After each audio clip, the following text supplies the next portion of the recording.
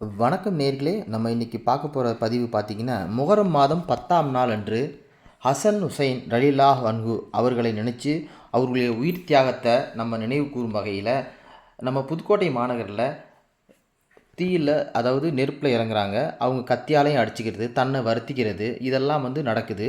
இதை நம்ம ஒரு காணொலியாக வெளியிடுறோம்.